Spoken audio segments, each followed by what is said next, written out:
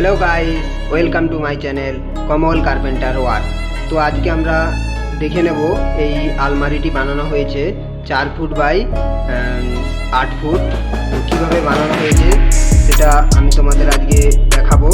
তোমরা দেখতে থাকো, বুঝতে পারবে যে কার্পেন্টারের কাজ কীভাবে হয়, কিভাবে করা হয় এবং কীরকম প্রসেসে কাজ করা হয়, সব কিছু এই ভিডিওর মাধ্যমে আমি তোমাদের কাছে তুলে ধরছি। তোমরা দেখতে থাকো, বুঝতে পারবে কীভাবে এই কাজটি করা হয়েছে।